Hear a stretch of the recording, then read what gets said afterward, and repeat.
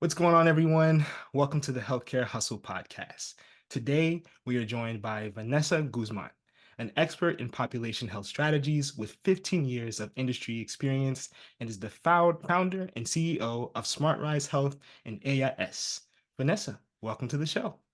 Thank you so much for having me. It's honestly a pleasure and an honor to be with you in this important conversation, and just so grateful to have connected with you and your audience today.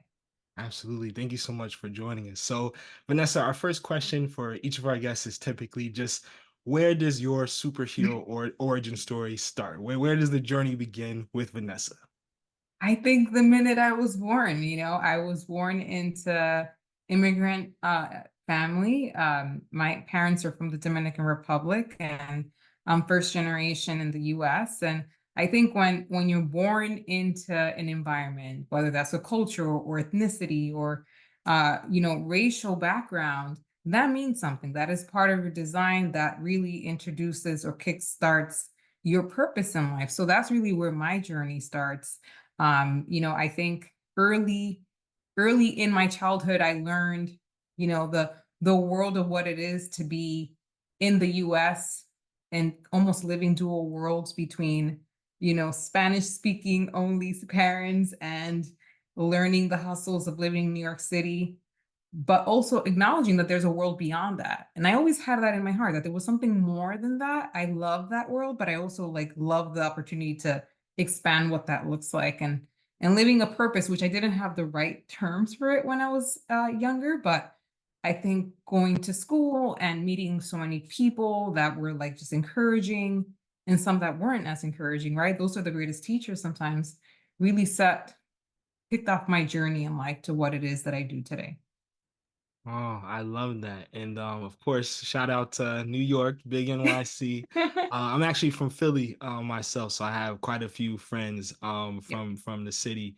And I think it's really awesome to hear you say, it's a great world to grow up in, great culture to grow up in, but it's not the only It's thing. not the only world. I feel Yes. like, yeah, from a place like New York, that can be kind of challenging for a lot of people to come to that realization. And you shared a lot, so I want to get really granular with one particular Sure. part.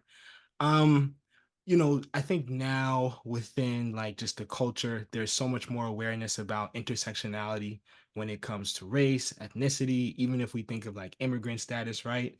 Right. So in a place like New York where the Latino community is huge, it's thriving, has been for a long time a part of the cultural fabric of the city. Was Yeah. it easy navigating kind of that duality or just the multiple hats that you wore as a first generation American, as Hmm. a woman of color, as a Black woman, as an Afro Latino woman, as a Latino, Yeah. all of these different things? Was Right. your childhood kind of in a way that you understood your identity by the time you became an adult and were entering professional spaces? That's such an interesting question. I think it was challenging in that, right? Because I feel like if that's the only world you live in, that is the world, right? Mm, So to some extent, it was what it was, mm, So when in healthcare we talk about like social determinants of health, or wanting to help different cohorts of populations overcome these challenges, sometimes you don't really know as the person in it that mm, is a challenge, because right, that's all you know, right. right? So I think to some extent is all we knew. But of Mm, course, as I grew in my career and being usually the youngest or the blackest, right, person in the room, you could tell that there were often expectations of what someone like me would produce, mm, right? And you could feel it was palpable. And then there were in the other side of the spectrum, there were people in my life that I had managers and bosses who were like, "No, you do you, right? Like you're smart, you're motivated, do your thing, Vanessa." And so I was virtued to have both, because the people who look at you with negative expectations are also your biggest teachers, mm. right? They're there for a purpose too. Not Wow. everyone in life is there to lift you. Some people are there to teach you so Mm, that you can be ready for the next stage of your life. So I think I've always had an eye for discernment, right? And kind of bucketing all these individuals that came in and out of my life to know what to do next. So that's, to answer your question, it's less of like the word challenge, is more like what is what do I need to do now? What schooling do I need to do for myself to move on to the next level of Wow. my life, of living my purpose? That came clear early on in life to me. Wow, what a productive mentality to have. Because I feel like you It get wasn't always the case, but it came up. No, that's amazing though, because I feel like, to your point that not everyone is there to uplift you. And sometimes that, challenge or that teaching moment can Right. manifest itself in a lot of different ways. And I think that once we enter the professional world, for me, I'm 5 years in, so I still feel relatively green, but I know that it was an Yeah, adjustment going from grad school where you're absolutely. kind of praised and the validation and just who you Hmm. are and what you're doing is a little bit easier to articulate versus actually being in the meeting or being a part of the It's C-suite. It's different. like, oh wow, this is a little bit different. Right. So I would love to ask you because you brought up just healthcare.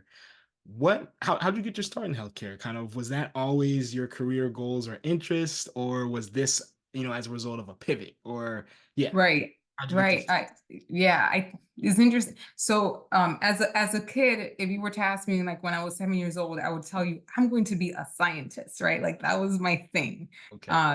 Science, nature, that was always my thing. And then you kind of like as a you move away from like your childish behavior. And when I say that in the most complimenting of ways, but Hmm. you do remove yourself from that over time.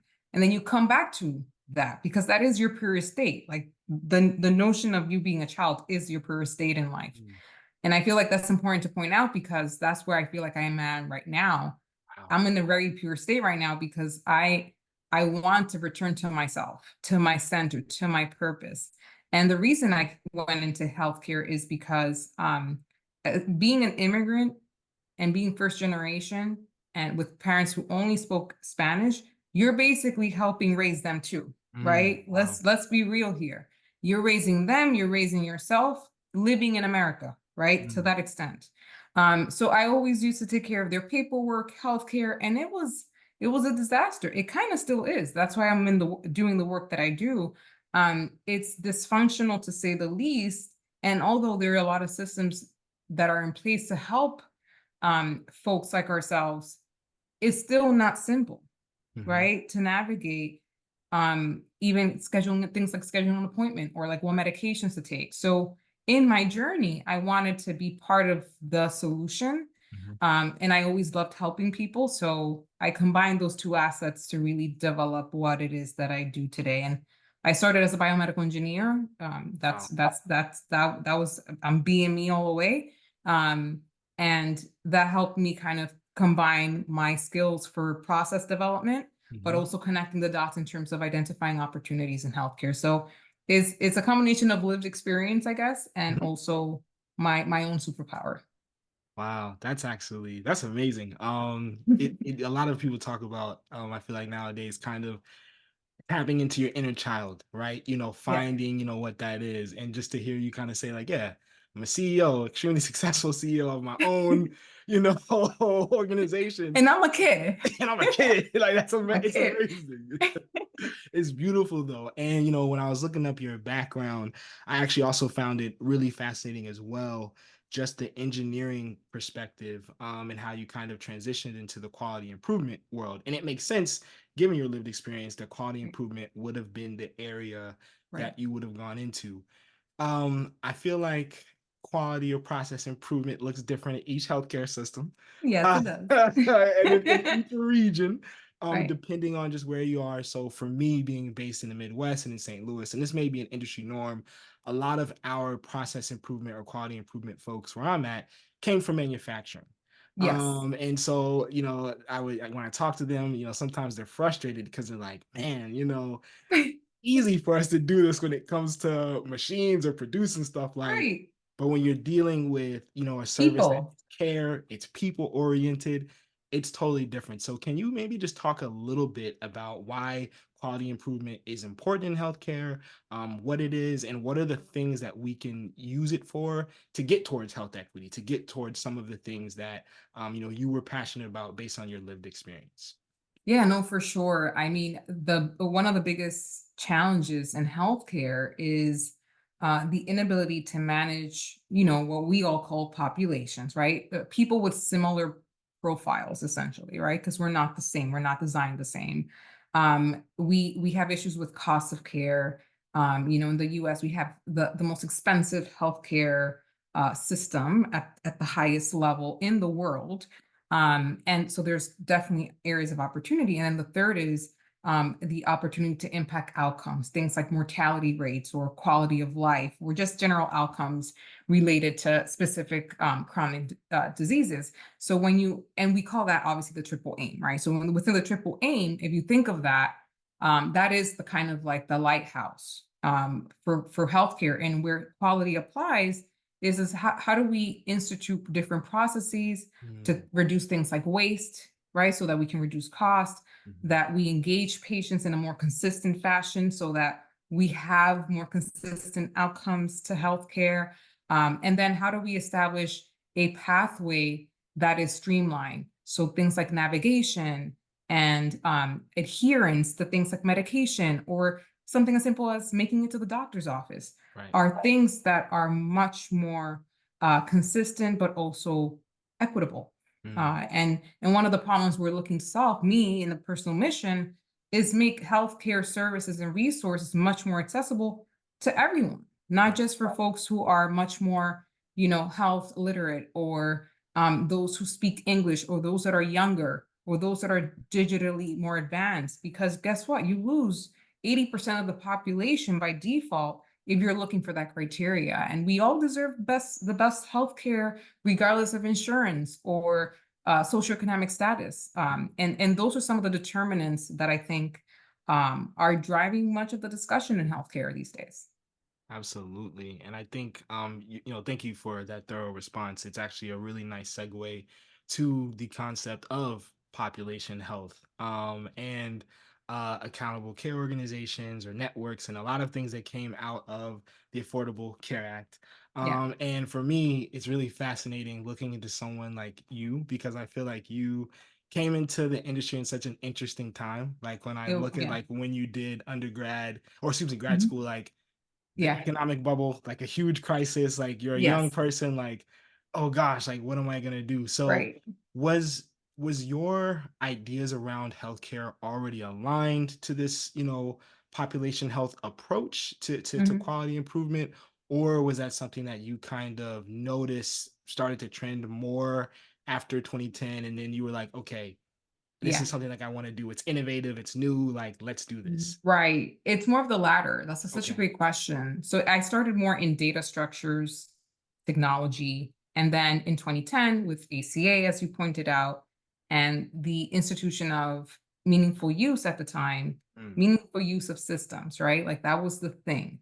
That was the closest to population health and quality measures that you got. mm, So I was tasked to Vanessa, oversee what that looks like in producing measures that evaluate how good are we at what we think we're doing, right, mm. for patients. That's how my journey started in this space.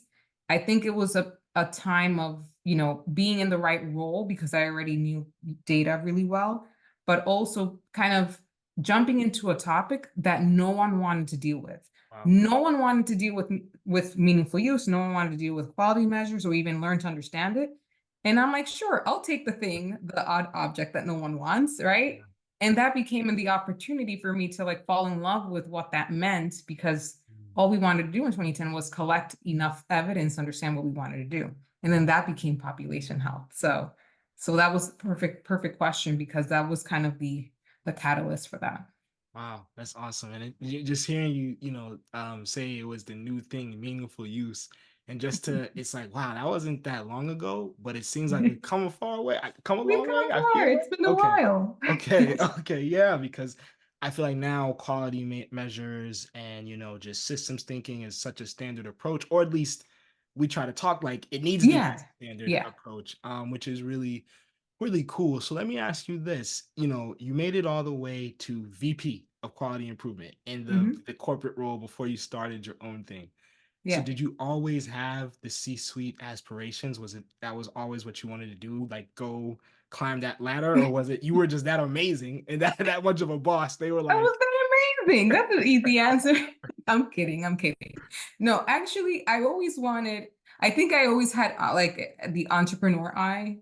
in me. That was more of a risk taker. I'm comfortable taking risks, let's put it that way. Mm, But I was really ambitious in the things that we could be doing, whereas if I had colleagues and friends who were like, there's no way we're going to achieve mm, that, right? That we're going to engage the Hispanic population in the Bronx through technology. Like, there's no way we could do that. And I'm like, challenge accepted. Why don't we design it a certain way, right? So that mm, is engaging to them. Because for me, it was like no one's gonna be left behind, right? Just because we introduce technology doesn't mean certain populations should be excluded. If anything, let's teach them, let's engage them early on because we don't want to leave anyone behind. So I was that person. mhm, So that helped me grow and be promoted in many different areas. Like I said, I had great bosses who were like, sure, you're the creative mind, go for it, and mhm, open the doors to that creativity. But I think overall, I knew when it felt right for me to step off because I was at a really high. I was at a high. And that's when you disrupt yourself. It's when you're feeling comfortable, too mm. comfortable. Wow. That's when you disrupt yourself. Otherwise, you just become the status quo. Right. Wow. Okay, I need you to dig a little bit deeper into that though, because I have to say, I feel like most young, graduates entering healthcare for the first time now, like we all want to be, Yeah. surface very, humble. Oh no, just want to, Yeah, but we also want to make the money and the a- title. I get you. absolutely. So what does comfort even look like at that level? Like at the VP Yeah. level, right? What Yeah. does that even look like? What caused you to say like I could be doing more? I know at this point now there's more for Right. me to contribute. Is oh, you're so good. So it looks like the following. It looks like, okay, I'm making the money that I never even imagined I was gonna make ever. I have the title that I don't even know if I deserve, Mm, right? I have all the different pieces, the knowledge. I feel like I mastered something here. mhm, And this other thing that's outside looks a bit more complicated, but achievable, right? Not like mission impossible. For me, that's what felt comfortable. I mm, have all these variables, but I'm yet something's missing, mm, right? So it doesn't sound like comfort, but it is because I also remember telling myself, I'm like, I can't become pregnant and stay here. You know why? Because as a wow, woman, when you become pregnant, generally, not generalizing, but for me, I knew I wanted to focus on my family. And if I stayed in that role, I was gonna stay there for a long time yeah, because I wouldn't want to take that level of risk as I was raising young children. So I wow, remember Mark and I, my husband, mm, I wanted to make sure that any family growth happened afterwards because I didn't want any excuse or any crutch to stay there comfortable with mm. the nice salary when I know something else was needed to get done outside and it was my mission to get it done. Wow. I mean, I think that's like the epitome of balance, honestly. Like you kind of knowing like, what your priorities were in the face of your career. Because that was a lesson that I think a lot of older mentors of mine kind of tried to tell me, early on when I started out, do not prioritize the money or the title because that is what you will have in 10 to 15 years. And when you look Yeah, back, do you have a relationship with your kids? Do you have a right, relationship with your family? Have you been able to have some of those right. moments? And at the same time, I've talked to other entrepreneurs that are like, I can't imagine, launching my business while also launching my family. Yeah, Which sounds like y'all may be kind of it, in a we're similar in it. space. Okay. We're in Mm, it. Yeah, because we just created a second venture, and that's AJIS, as you pointed okay. out in the Awesome. introduction.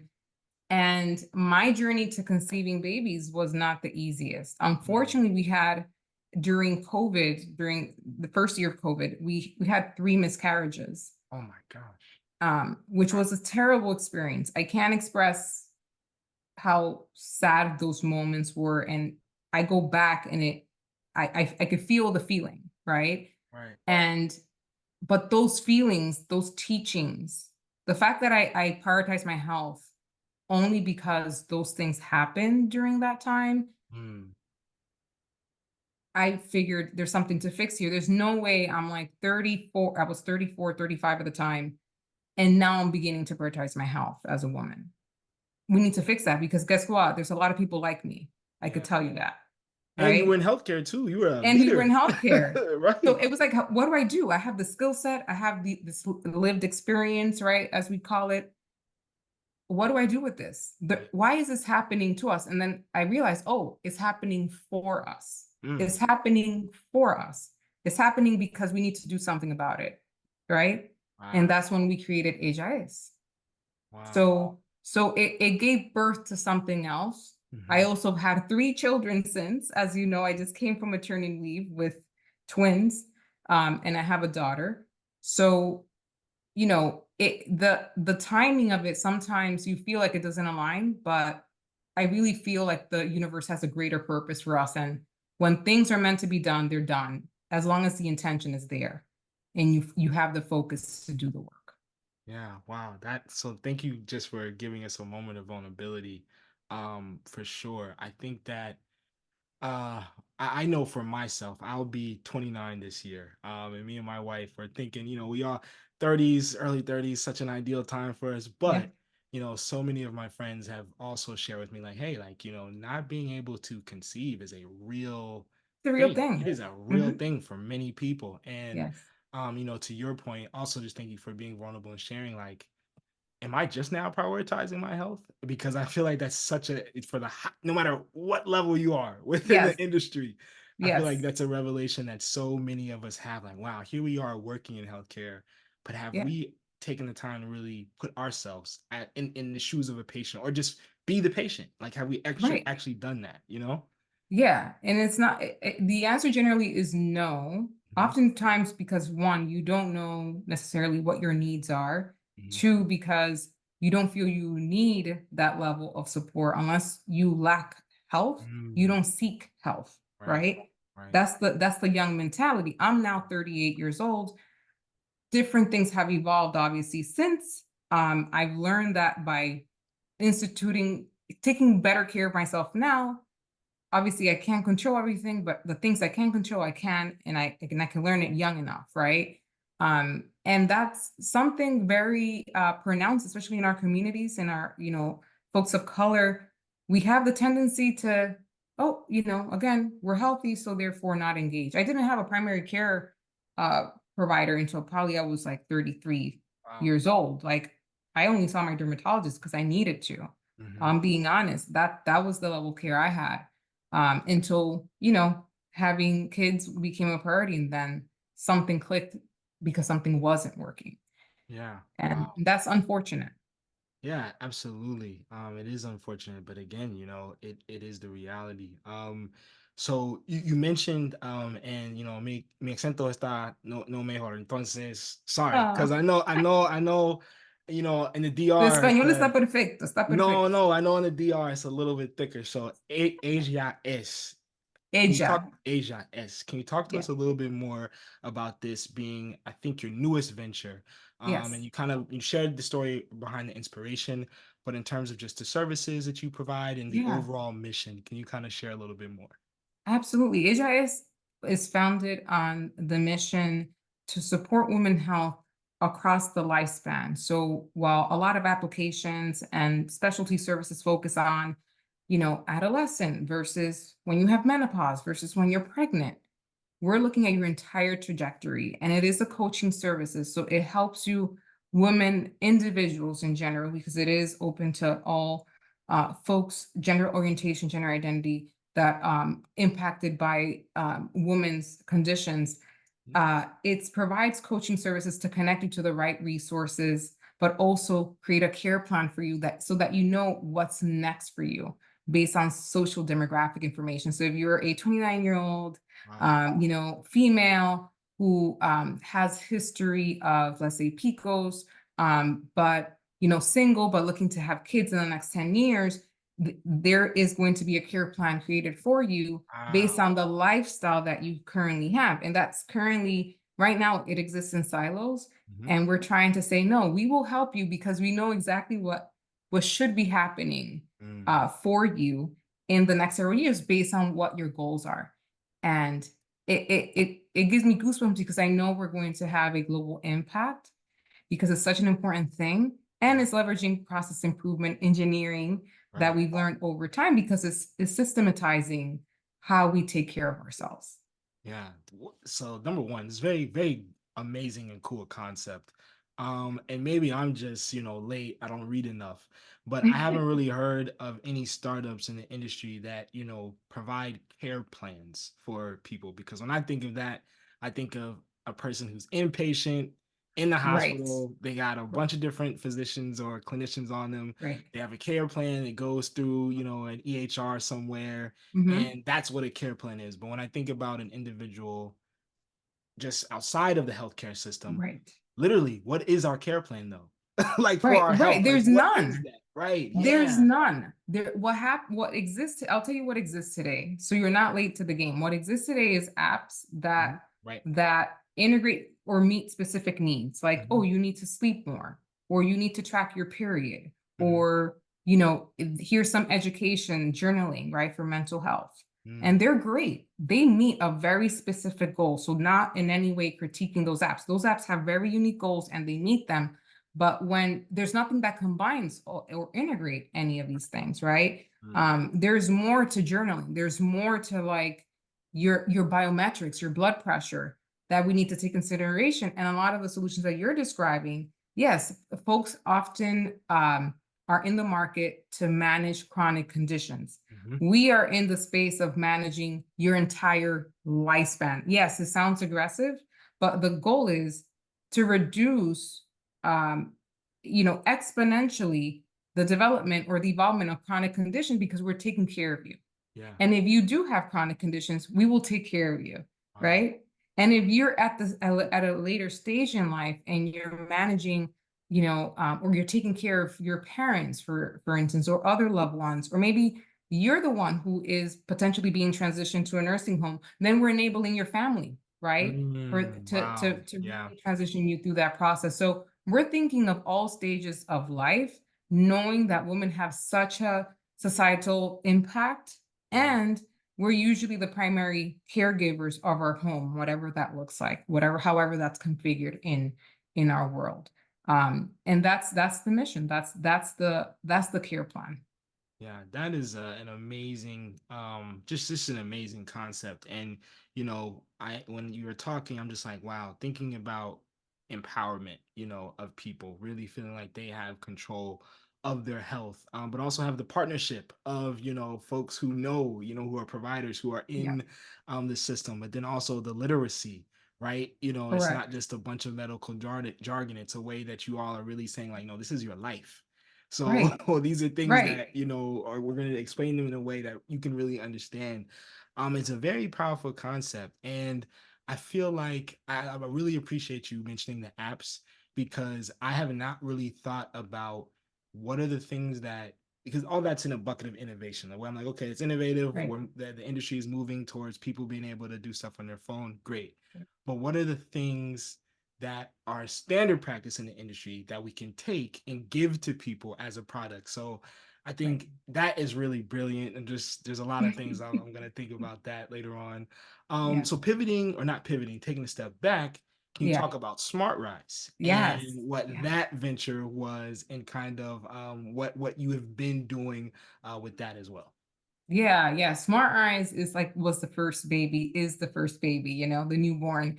SmartRise gave rise to working with customers who wanted to be in the business of value-based care. Mm, And we're looking for help, assistance in what should I be doing? What should I be building mm, to produce more revenue in value-based care, like shared savings? Or what should I be doing to engage patients differently to improve the quality of care so that I can meet those quality measures, right? Because it's everything was quality measures. So we would always decipher, okay, this is what the client thinks they need, and then we will assess what they really need and help them build it, right? So that was always a superpower of mine at the VP level, and then that translated obviously organization with something that we were able to scale at SmartRise. And with SmartRise, we work with health systems, payers, pharma manufacturers, anyone who wants the mission that we want, which is to impact quality of care, improve health equity, and really play in the minefield of value-based care because we believe Mm, in it, but it has to be done in a certain way to be really impactful for the customer in the mm, communities. mm. That's us. So we would help create frameworks, strategic plans, sometimes implement the projects to meet those different goals. Okay, you said a key thing towards the end there, which is, clients who really believe in it. We have Yes. had physicians on the platform before who Yeah. have not bashed value-based care, but have bashed the US healthcare system's true harnessing of value-based care. Absolutely. So could you go a Yes. little bit more into, yeah, when you say Yeah. believe in it, what do you mean by that? Because the intention, right? If you think of intention being the conduit of the energy that's going to drive change, then yes, of course, I believe in the intention. Okay. Sometimes when we carry it out, however, it's a minefield. It's confusing. Different plans, different health systems, payers, whatnot, have different standards, different measures. Hmm. Doctors get paid differently. It now becomes another administrative burden to Yes. manage value-based care. So now you're adding costs.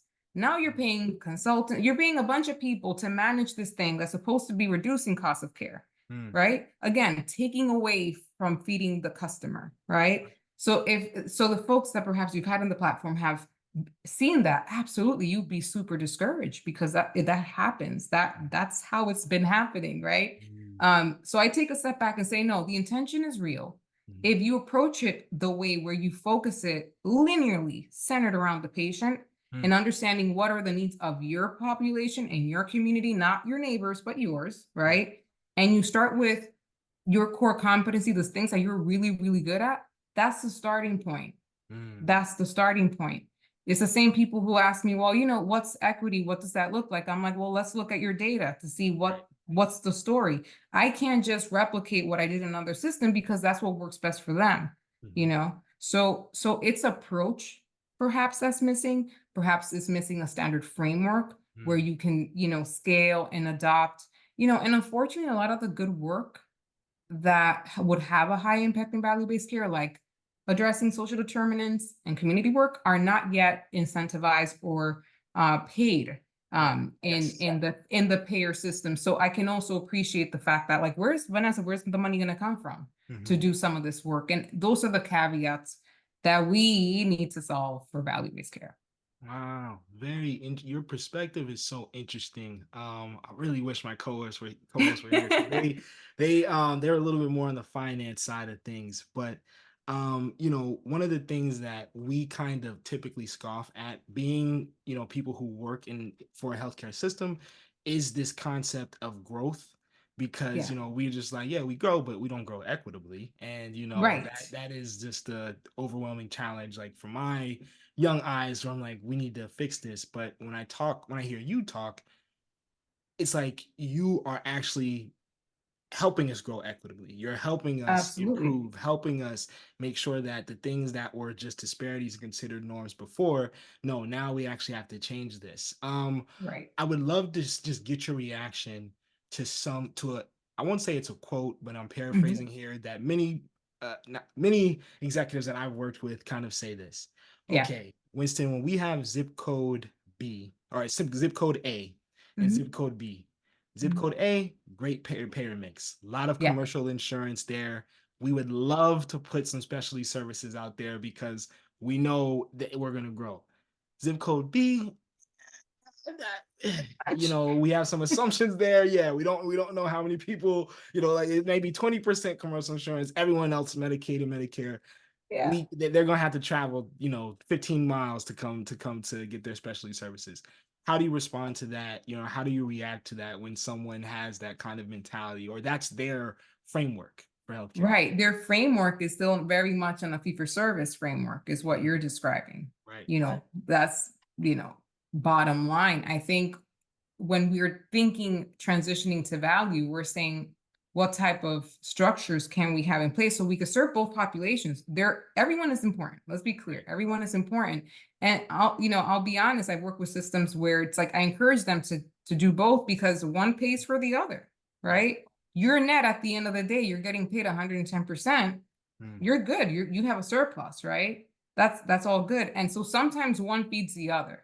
Right. right? And you could do it in a gradual phase where you're learning how to have an impact on that, on that payer mix that has mostly federal payers. Mhm. Um, I think is intention. If your plan has a gradual increase in payer mix that addresses social determinants, you are lifting that population. You Right. are lifting, you're empowering that community to have less gaps in care next year, right? Mhm. Let's talk HEDIS and let's talk, healthcare for a moment. Yep. By investing in those communities, not only are you setting yourself up for a future of patients who have loyalty Mm. and close gaps in the future, but Mm. generationally, those with the highest cost won't be part of the cohort anymore. That's just how it works. Every 10 years, you see a shift, Mm. but you're empowering the children of those folks that are here today. Wow. It's generational change. So it is in the best interest of making those investments, of course, with finance in mind. Yeah. Hospitals do have to keep the lights on. Right. You still have to make investments in the commercial population, but just think of this. No one should be left behind. So Mhm. you should have an approach tailored for each population to meet their needs and lift them. But services and work should not be denied based on just pure cost. Wow, you definitely went into lecture mode for a second. I was like, I could be in a class. Like, this is a great, it's just a great talk she's giving. Oh, because I had to snap out for a second. Yeah, absolutely.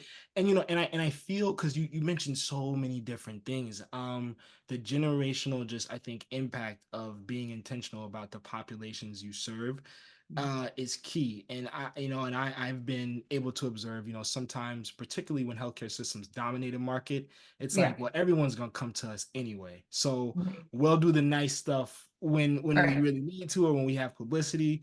That's great. But I've also always thought about brand reputation, right? And brand Absolutely. loyalty, which is something that I think across the country, some systems do a lot, better than others. Yeah, But for me, I've always thought it is really powerful when that's actually kind of at the top of leaders' minds, because then that really does drive you to do the best things for the people if you really want to increase, absolutely. so Absolutely. Because everyone has wants, we all have egos to protect, right? mm, So that the branding becomes the face. right. And everyone wants a pretty face. I think all the different C-suite leaders have different drivers, Mhm. and folks like me work really hard to speak the language of each one, whether it's the medical officer or the financial officer or the executive officer, because they each have a different priority. And I think the more we try to meet folks in understanding what they're trying to communicate over the problem they're trying to solve, we Mhm. can come up with a better solution, right? Because it requires prioritization. And that's what usually systems don't have. That's an internal skill set that's kind of lost in translation. Mm, Oftentimes, that's why SmartRise is often selected to kind of, dang. decipher, unpuzzle, and then reconcile, for the plans. And usually an external voice usually helps kind of with any political tension that Yeah. exists in the organization.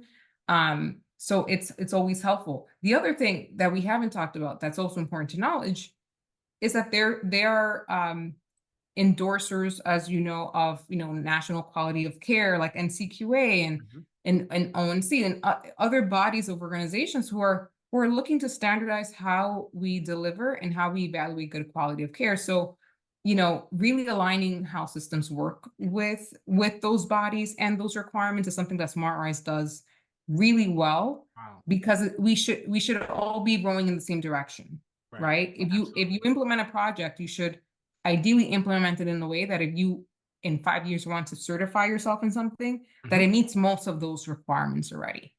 Yeah, absolutely. That I 110% agree. And it is nice to still have, not even still have, to have an increased commitment towards health equity from those Yes. organizations as well, because I think that they're key stakeholders. So let me ask you this. You're not ever going back to anyone else's C-suite, I would assume, right? That is not in the immediate future. Okay. I never say never, Hmm. because life is life, and who knows where it takes us. I Hmm. think for the time being, though, we have really, really nice babies to help grow. And then time will tell what that looks like. But for now, I think there's something really powerful that Mm, we're creating, and my focus is there.